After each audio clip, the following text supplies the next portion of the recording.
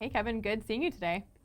Great to be here. Yeah, welcome back in the studio. It's always good Thank to have you. you Yeah, here. always nice to see you. Yeah, so I have a question for you. Why would I choose to buy instead of rent?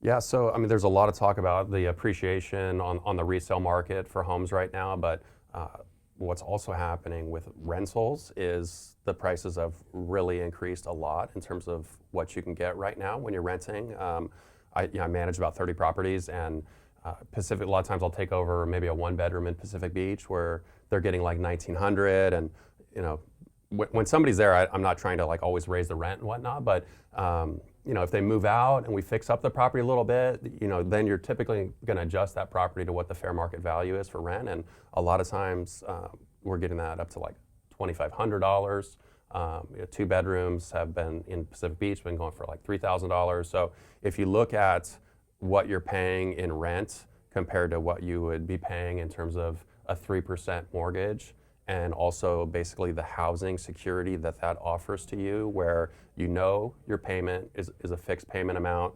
That's not going to change, whereas the rents are going up, 3-4% or more per year.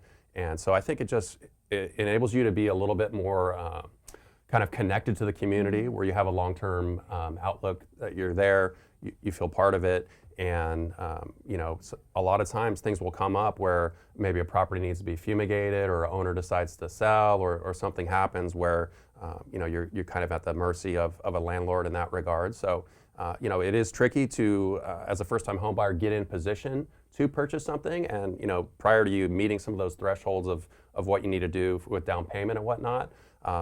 It's great to just be in the habit of saving and investing and having stocks and mutual funds and IRAs and things of that nature that you can then build up to eventually use some of that critical mass to then use as a down payment for a home. So there's obviously nothing wrong with renting. There's plenty of benefits of renting where you're not tied down to one location. On the flip side, just as a landlord can give you notice, you can give your landlord notice, and if you get a job somewhere else, you can move on to the next one. Although it's not difficult, obviously, to sell your property right now. But yeah, just in terms of having the long-term like housing security, where for 30 years, like this is the payment. There's not going to be much change here, and can just lock yourself into a community.